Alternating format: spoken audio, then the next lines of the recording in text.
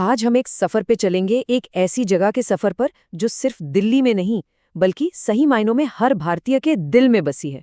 जी हाँ, हम बात कर रहे हैं राष्ट्रीय समर स्मारक की। देखिए, ये सिर्फ पत्थरों और कांसे से बनी कोई इमारत नहीं है। ये तो अपने सशस्त्र बलों के लिए एक राष्ट्र की कृतज्ञता की जीती जागती कहानी है। तो चलिए इस कहानी के हर पहलू को साथ मिलकर समझते हैं। तो ये पूरी बातचीत ना एक बहुत ही बुनियादी सवाल के इर्द गिर्द घूमती है। सवाल ये है कि आखिर एक देश, एक राष्ट्र अपने उन हीरोज, अपने उन बेटों और बेटियों की यादों को जिंदा कैसे रखता है जिन्होंने देश के लिए अपना सब कुछ न्यौछावर कर दिया। और जानते हैं, राष्ट्रीय समर स्मारक इसी गहरे सवाल का एक बहुत ही खूबसूरत और ताकतवर जवाब है। अच्छा, आगे बढ़ने से पहले एक बहुत ही आम कन्फ्यूजन को दूर कर लेते हैं। कई बार लोग इंडिया गेट और राष्ट्रीय समर स्मारक को एक ही समझ लेते हैं, पर ऐसा है नहीं। देखिए, दोनों की अपनी अपनी बहुत अलग कहानियां हैं। इंडिया गेट वो हमें ब्रिटिश भारतीय सेना के उन सैनिकों की याद दिलाता है जो पहले विश्व युद्ध में शहीद हुए थे, जबकि राष्ट्रीय समर स्मारक वो आज के यानी स्वतंत्र भारत के उन वीरों को सलाम करता है जिन्होंने 1947 के बाद हुए संघर्षों में अपनी जान दी। और हाँ, ये स्मारक कोई रातों रात नहीं बन गया। अरे, ये तो एक ऐसा सपना था जिसे हकीकत में बदलने में दशकों लग गए। एक ऐसी श्रद्धांजलि जिसका पूरे देश को न जाने कब से इंतजार था। ये सफर वाकई 60 साल लंबा था। सोचकर देखिए, 1960 में इंडियन आर्म्ड फोर्सेस ने पहली बार इसका प्रस्ताव रखा था। फिर दशकों का इंतजार। आखिरकार 2015 में इस प्रोजेक्ट को हरी झंडी मिली और 2019 में ये हकीकत बनकर हम सबके सामने आया। और फिर आया साल 2022, वो ऐतिहासिक पल जब इंडिया गेट की अमर जवान ज्योति को यहाँ की शाश्वत लौ में मिला दिया गया, और इसी के साथ ये स्मारक राष्ट्र की श्रद्धांजलि का एकमात्र केंद्र बन गया। तो चलिए अब इस स्मारक के बिल्कुल दिल में चलते हैं। इसका पूरा आर्किटेक्चर ना 4 कंसेंट्रिक सर्कल्स यानी कि 4 चक्रों पर आधारित है, और हर चक्र का एक बहुत ही गहरा मतलब है। इसके जो आर्किटेक्ट्स हैं, वीबे डिजाइन लैब, उनका विजन वाकई कमाल का था। उन्होंने कहा, अदृश्य लेकिन मजबूती से मौजूद। इसका मतलब ये है कि इसे जमीन के लेवल से थोड़ा नीचे बनाया गया है ताकि ये अपने आसपास की जो ऐतिहासिक इमारतें हैं उन पर हावी ना हो। पर जब कोई यहाँ होता है ना, तो इसकी मौजूदगी की ताकत वो पूरी तरह से महसूस होती है। और जानते हैं इसका डिजाइन कहाँ से प्रेरित है? प्राचीन भारतीय युद्ध संरचना चक्रव्यूह से। जैसे चक्रव्यूह में अंदर जाना एक यात्रा होती थी, एक के बाद एक घेरा पार करना होता था, ठीक वैसे ही स्मारक के ये चक्र हमें हमारे नायकों के बलिदान की कहानी की गहराई में परत दर परत ले जाते हैं। तो हमारी ये यात्रा शुरू होती है सबसे बाहरी चक्र से, जिसका नाम है रक्षा चक्र। यहाँ पर 600 से ज्यादा पेड़ों की घनी कतारें हैं, और हर एक पेड़ उन सैनिकों का प्रतीक है जो हमारी सीमाओं की रक्षा करते हैं। ये चक्र एक तरह से हम नागरिकों को सुरक्षा का, एक आश्वासन का एहसास कराता है। अब हम अंदर आते हैं, त्याग चक्र में, और सही मायनों में ना यही इस स्मारक का दिल है। यहाँ ग्रेनाइट की दीवारों पर हर एक शहीद को सिर्फ एक नंबर नहीं बल्कि एक नाम, एक पहचान दी गई है। उनका नाम, रैंक और नंबर सुनहरे अक्षरों में यहाँ हमेशा हमेशा के लिए अंकित हैं। 25,942 ये सिर्फ एक नंबर नहीं है, ये 25,942 अधूरी कहानियां हैं, परिवार हैं, बलिदान हैं।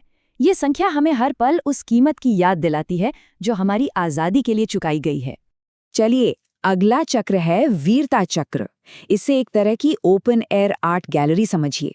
यहाँ पर कांस यानी ब्रॉन्ज के 6 बड़े बड़े म्यूरल्स हैं जो हमारी सेनाओं की बहादुरी की कुछ सबसे शानदार कहानियों को दिखाते हैं। ये कला के जरिए इतिहास को जिंदा करने जैसा है। और ये जो ब्रॉन्ज म्यूरल्स है ना, ये हमें लोंगेवाला की लड़ाई, रेजांगला की बर्फीली चोटियों पर हुए युद्ध और ऑपरेशन मेघदूत जैसे अदम्य साहस की कहानियां सुनाते हैं। ये सिर्फ आर्ट नहीं है, ये इतिहास के वो पल हैं जिन्हें यहाँ हमेशा के लिए कैद कर लिया गया है। और अब हम पहुंचते हैं इस सफर के बिल्कुल केंद्र में, अमर चक्र। यहाँ एक ऊंचा स्तंभ है और उसके ठीक नीचे जलती है अमर जवान ज्योति, वो शाश्वत लौ। ये लौ उन सैनिकों की अमर आत्मा का प्रतीक है, और साथ ही एक वादा भी कि ये देश उनके बलिदान को कभी कभी नहीं भूलेगा। अच्छा, स्मारक में एक बहुत ही खास सेक्शन उन बहादुरों को समर्पित है जिन्हें भारत का सबसे बड़ा सैन्य सम्मान मिला है। हम बात कर रहे हैं परमवीर चक्र की। ये भारत का सर्वोच्च सैन्य सम्मान है। मतलब ये सिर्फ उन्हें ही दिया जाता है जिन्होंने दुश्मन के सामने बेमिसाल हिम्मत और बहादुरी दिखाई हो। यहाँ है परम योद्धा स्थल। इस जगह पर देश के सभी 21 परमवीर चक्र विजेताओं के ब्रॉन्ज बस्ट यानी प्रतिमाएं हैं, मेजर सोमनाथ शर्मा से लेकर कैप्टन विक्रम बत्रा तक। यहाँ आकर हम उन चेहरों को देखते हैं, उन नायकों से मिलते हैं जिनकी कहानियां सुनकर आज भी देशभक्ति का जज्बा जाग उठता है। देखिए, ये स्मारक सिर्फ अतीत को याद करने की जगह नहीं है। नहीं, ये एक जीती जागती जगह है, एक लिविंग मेमोरियल है जहां हर दिन सम्मान और स्मृति को जिंदा रखा जाता है। जैसे कि हर शाम सूरज ढलने से ठीक पहले यहाँ रिट्रीट सेरेमनी होती है। जब बिगुल की धुन गूंजती है और तिरंगा धीरे धीरे नीचे लाया जाता है ना, तो पूरा माहौल एक अजीब से गहरे सम्मान और शांति से भर जाता है। ये वो पल है जो इस स्मारक में रोज एक नई जान फूंकता है। और हाँ, ये स्मारक आज के दौर के साथ भी कदम से कदम मिलाकर चलता है। यहाँ एक मोबाइल ऐप है जिससे किसी भी सैनिक का नाम आसानी से ढूंढा जा सकता है। इंटरैक्टिव स्क्रीन्स हैं जहाँ डिजिटल श्रद्धांजलि दी जा सकती है, और तो और वेबसाइट 21 भाषाओं में जानकारी देती है। इससे ये हर किसी की पहुंच में आ जाता है। और इसका असर दिख भी रहा है। जरा आंकड़ों पर नजर डालिए। हर रोज हजारों लोग यहाँ आते हैं, वीकेंड पर तो ये संख्या और भी बढ़ जाती है। और सोचिए, सिर्फ एक साल में 12 लाख से भी ज्यादा डिजिटल श्रद्धांजलि दी गई। ये आंकड़े साफ बताते हैं कि ये स्मारक अब हमारे देश के दिल की धड़कन का एक अहम हिस्सा बन चुका है। तो इन सब के बाद आखिर इस स्मारक के मायने क्या हैं? ये क्यों इतना जरूरी है? जाहिर है, ये सिर्फ ईंट और पत्थर की एक इमारत तो बिल्कुल नहीं है। ये स्मारक हमारे बलिदानों का एक जीता जागता सबूत है।